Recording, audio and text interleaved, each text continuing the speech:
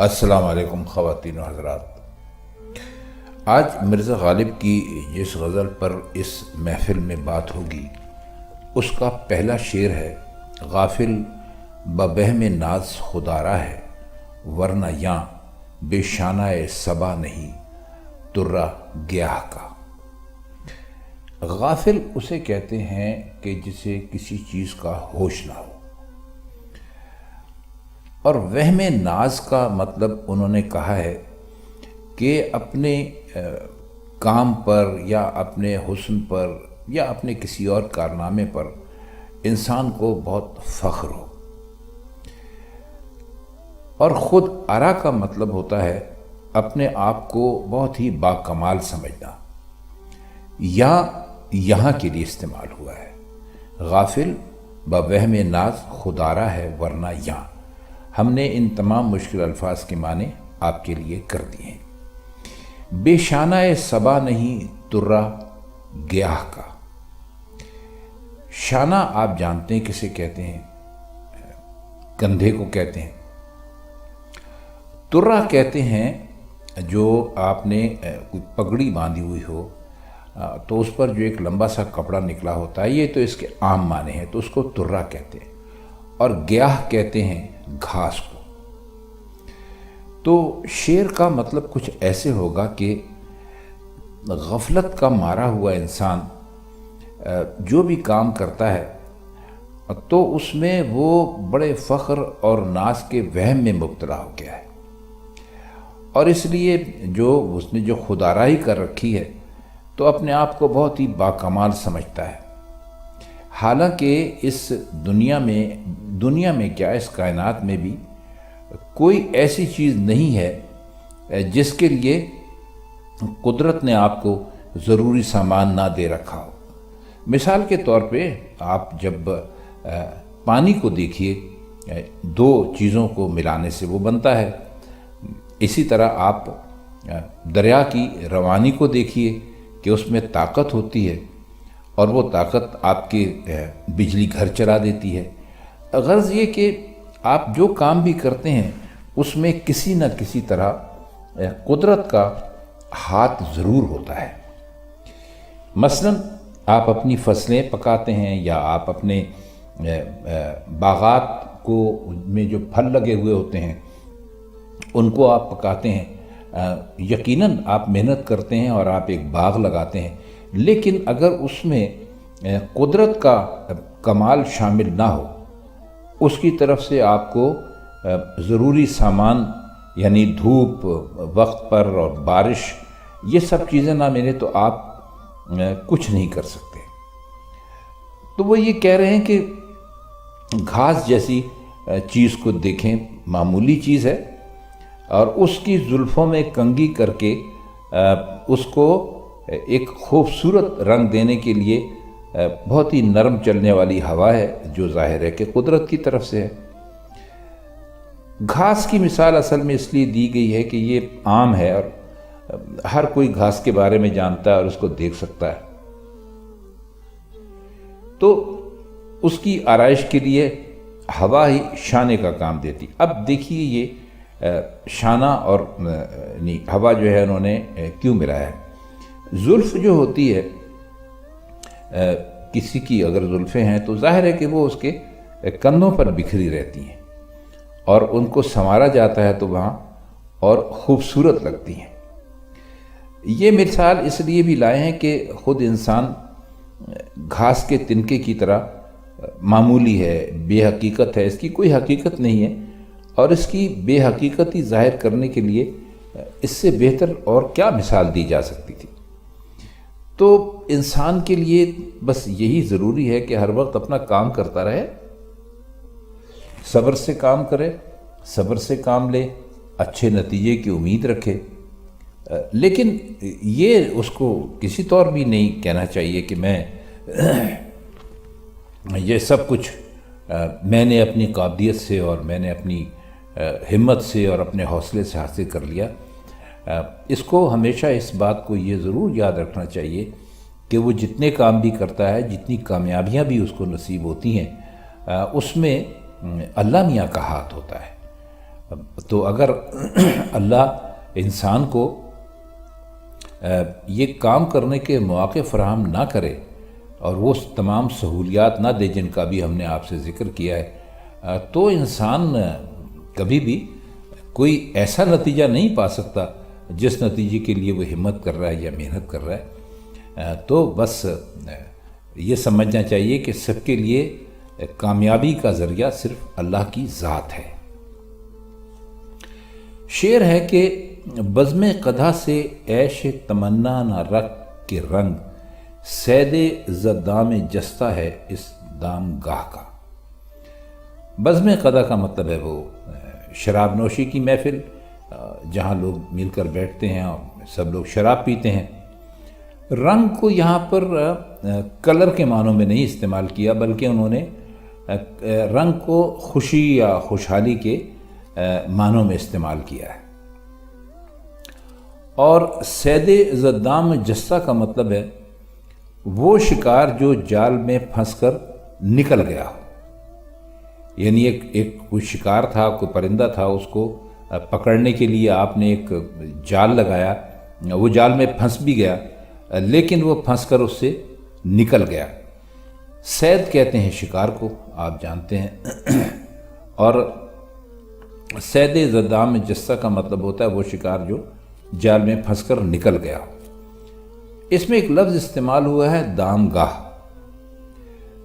دام گاہ کہتے ہیں وہ جگہ جہاں شکار کے لیے جال بچھا ہوا ہو۔ اس سے آپ نے دیکھا ہوگا جیسے آرام گاہ کہتے ہیں، یعنی آرام گاہ وہ جگہ جہاں پر آرام کیا جائے، اسی طرح دام گاہ ہے وہ مقام جہاں شکار کے لیے جال بچھایا جاتا ہے، اس کو دام گاہ کہتے ہیں۔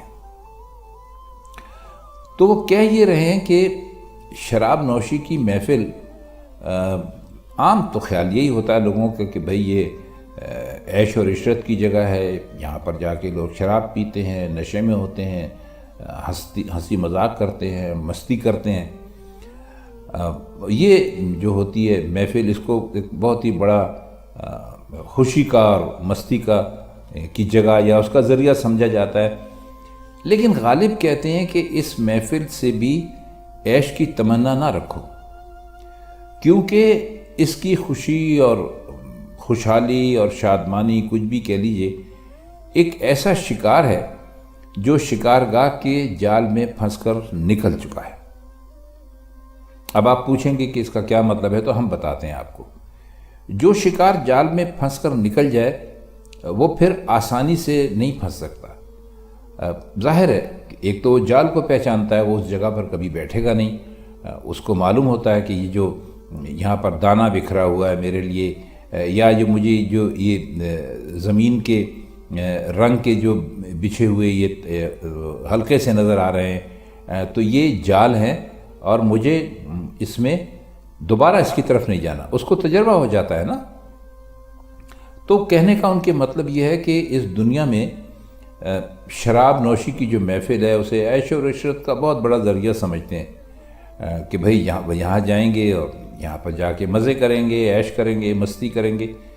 لیکن اگر حقیقت کی آنکھ سے دیکھیں تو یہ عیش بھی بہت ہی یعنی وقتی اور بے حیثیت ہے۔ وہ جو شعر میں لفظ لائے ہیں رنگ، تو رنگ کا لفظ لانے کا ایک مقصد تو یہ ہے کہ عیش اور بزم شراب سے اس کا خاص تعلق ہے، اور دوسرے ایک پہلو یہ بھی نکلتا ہے کہ شراب پی کر چہرے پر جو رونق اور رنگینی سی نمودار ہوتی ہے وہ بھی عارضی ہوتی ہے۔ مطلب جب تک آپ شراب کے نشے میں دھت رہتے ہیں، آپ کا جو چہرہ ہے اس پر کافی خون دکھائی دیتا ہے اور وہ چہرہ بڑا پر رونق نظر آتا ہے اور بڑا دیکھنے میں خوبصورت لگتا ہے۔ لیکن نشہ اترنے کے ساتھ ہی یہ تمام چیزیں بھی ختم ہو جاتی ہیں۔ آئیے شعر دیکھیے، رحمت اگر قبول کرے کیا بعید ہے، شرمندگی سے عذر نہ کرنا گناہ کا۔ بعید کا مطلب یہ ہے کہ یہاں پر ویسے تو بعید کہتے ہیں دور کو، لیکن ان کا یہاں پر مطلب ہے کہ بھئی کیا عجیب ہے، یعنی کیا اس میں ناممکن ہے؟ اور عذر کہتے ہیں کسی بھی کوئی بھی ایسی بات کسی گناہ کے لیے، ثواب کے لیے، بہانے کے لیے بہانہ کر دینا، یوں سمجھ لیجئے شرمندگی سے عذر نہ کرنا گناہ کا۔ تو وہ اپنے آپ کو کہہ رہے ہیں کہ میں نے اتنے گناہ کیے ہیں کہ شرم اور ندامت ہے مجھے، اس پہ انتہائی شرمندگی ہے، تو اس لیے میں یہ بہانہ تو نہیں کر سکتا کہ اگر خدا کی رحمت گناہ کے لیے عذر پیش کرنے کے بجائے اسی شرم ندامت کو قبول فرما لے تو کچھ عجیب بات نہیں ہوگی۔ اصل میں ان کے یعنی جو انہوں نے بات بیان کی ہے اس کی خوبصورتی اس میں ہے کہ گناہ کے عذر کی حقیقت پیش کر دے جب تک انسان اپنے کسی فعل پر کوئی بھی ایسا کام کرے گناہ والا، اس پر اس کو شرمندگی نہ ہو یا اسے وہ ناجائز نہ سمجھے اور اس کے لیے عذر پیش کرنے پر آمادہ نہ ہو۔ اب شرم و ندامت کی بجائے خود یہ ایک طرح سے عذر گناہ ہے، کیونکہ وہ اپنے جو بھی اس قسم کے کام کرتا ہے وہ اپنے لیے انتہائی ناپسندیدہ سمجھتا ہے۔ تو کہہ یہ رہے ہیں کہ اگر آپ کو صرف شرم اور ندامت ہے، کوئی آپ نے ایسا کام کر دیا، کوئی ایسا گناہ کر دیا کہ اس پر آپ کو افسوس ہے، شرم آ رہی ہے آپ کو اللہ تعالیٰ سے، تو یہ بھی ایک طرح سے یعنی عذر گناہ کی صورت ہے۔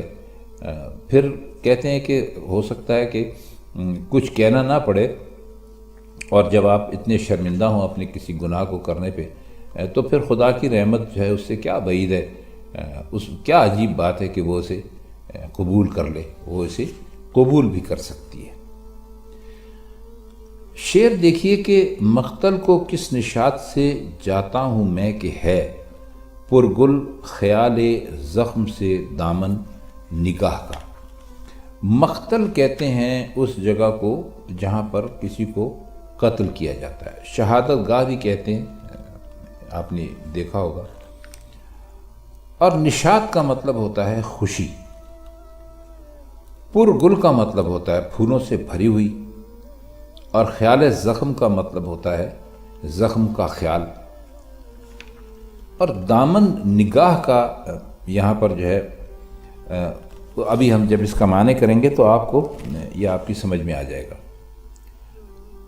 تو کہہ یہ رہے ہیں کہ مجھے محبوب کے ہاتھوں قتل ہونے کی خوشخبری تو مل گئی ہے، یہ بشارت تو مجھے مل گئی ہے، اور دیکھیے میں کس خوشی سے اور شادمانی سے اپنے قتل ہونے کی جگہ کی طرف جا رہا ہوں، اور معلوم ہوتا ہے کہ زخموں کا خیال آتے ہی میری نگاہ کا دامن پھولوں سے بھر گیا ہے۔ اب یہ کسی بھی خوشی کی آخری حد ہوتی ہے، اس کے دو سبب ہو سکتے ہیں، اول یہ کہ محبوب کے ہاتھ سے قتل ہوگا، دوم یہ کہ عشق و محبت میں جن کبھی نہ ختم ہونے والی مصیبتوں سے واسطہ پڑتا رہا ہے وہ بھی ختم ہو جائیں گی، اور زخموں کو پھولوں سے رنگینی کی بنا پر تشبیہ دی گئی ہے۔ تو شعر کچھ اتنا مشکل نہیں ہے، لیکن اگر آپ اس پر غور کریں گے اور آپ اس کو کسی دوسرے معنوں میں لے کر جائیں گے تو آپ کو اس سے نئے نئے معنی نکالنے میں کوئی دقت نہیں ہوگی۔ آئیے اب اس کا مقطع دیکھتے ہیں، آخری شعر۔ جاں در ہوائے یک نگہ گرم ہے اسد، پروانہ ہے وکیل تیرے داد خواہ کا۔ ہوا سے یہاں پر مراد ہے ان کی شوق یا لگن، اور داد خواہ کہتے ہیں جو انصاف مانگ رہا ہو، اور اس میں کوئی مشکل لفظ نہیں ہے، جب ہم شعر کا مطلب کریں گے تو انشاءاللہ آپ وہ بھی سمجھ جائیں گے۔ تو کہہ وہ یہ رہے کہ اے محبوب، اسد کو یعنی غالب کو تیری ایک نگاہ گرم کی آرزو ہے۔ نگاہ گرم سے مراد یہ کہ محبت بھری نگاہ تو ہم پہ ڈال دے، اور اسی آرزو میں اس کی جان اٹکی ہوئی ہے، یعنی جان اس لیے نہیں نکل رہی ہے کہ وہ چاہتا یہ ہے، شاعر غالب یا اسد، انہوں نے اس میں اسد اپنا تخلص استعمال کیا ہے، کہ وہ ایک مرتبہ محبوب اس کی طرف محبت بھری نظر سے ڈال دے اس کو دیکھ لے تو پھر اس کی جان نکل جائے۔ اور وہ کہتے ہیں کہ جو تیری نگاہ گرم ہے وہ ڈالتے ہی وہ جل مرے گا۔ اور تیرے اس فریادی یعنی اسد نے پروانے کو اپنا وکیل بنایا ہے۔ اب یہ بھی دیکھیے بڑی دلچسپ بات ہے۔ آپ سب جانتے ہیں کہ اب تو خیر میرا خیال ہے بہت کم ہی ایسا ہوتا ہے، کیونکہ ظاہر ہے بجلی کے بلب وغیرہ جلتے ہیں، تو جس زمانے میں یہ شمع جلا کرتی تھی یا چراغ جلا کرتے تھے تو اس کے اوپر پروانے اکٹھے ہوتے تھے، اور ظاہر ہے کہ وہ ایک گرم چیز ہوتی تھی تو اس میں وہ اس کی گرمی کی وجہ سے جل جاتے تھے، جل کے مر جاتے تھے۔ تو وہ اسی کو بہت سارے شعراء نے شمع اور پروانہ جو ہے اس کو موضوع بنایا ہے، اور پروانے کے جل کر مر جانے پر بھی بے شمار لوگوں نے اشعار کہے ہیں جو اس وقت یہاں سنانے کا موقع نہیں ہے، ورنہ پھر وہ ہم اپنے موضوع سے بھٹک جائیں گے۔ تو وہی کہہ رہے ہیں کہ اس فریادی یعنی اسد نے پروانے کو اپنا وکیل بنایا ہے۔ وجہ یہ ہے کہ وہ بھی شمع کی لپیٹ میں ہے، جسے شمع کی نگاہ گرم کہنا چاہیے۔ کہہ یہ رہے ہیں کہ بھائی میرے محبوب تم جو ہو وہ ایک شمع کی طرح ہو، اور میں جو ہوں وہ ایک پروانے کی طرح۔ اب ظاہر ہے کہ محبوب میں تو آگ نہیں لگی ہوئی، تو وہ اگر ایک گرم نگاہ ڈال لے گا، مطلب یہ کہ ایک محبت بھری نظر سے دیکھ لے گا، تو اسے شمع کی نگاہ گرم سمجھیں گے اور ہم بھی اس میں جل کر مر جائیں گے۔ تو وہ کہہ یہ رہے ہیں کہ بھائی جو شخص بھی محبوب کی نگاہ گرم کا مشتاق ہو، شوقین ہو، چاہتا ہو، اس کے لیے پروانے سے بہتر وکیل نہیں مل سکتا۔ اب پروانے سے وکیل سے ان کی مراد جو ہے یہاں پر یہ ہے کہ پروانے سے زیادہ بہتر اس کی مثال کوئی اور پیش نہیں کر سکتا، کیونکہ وہ شمع پہ جل کے مر جاتا ہے۔ تو خواتین حضرات، یہ تھی مرزا غالب کی آج کی غزل۔ اس کے کچھ مشکل الفاظ کی معنی اور شعروں کا مطلب ہم نے کرنے کی کوشش کی۔ اگر آپ کو یہ پروگرام اچھے لگ رہے ہوں تو آپ ہمارے چینل کو سبسکرائب کر دیا کریں، لیکن اس کے ساتھ ہم آپ سے ایک درخواست یہ کریں گے کہ آپ کے لیے کچھ مشکل نہیں ہے، ایک کلک کرنا ہوتا ہے کہ آپ اس کو لائک بھی کر دیا کریں۔ تو بس آج کے لیے اتنا ہی۔ کل انشاءاللہ یا اس سے اگلے دن مرزا غالب کی کسی اور غزل کے ساتھ آپ کی خدمت میں پھر حاضر ہوں گے۔ تب تک کے لیے ہمیں دیجیے اجازت۔ خدا حافظ۔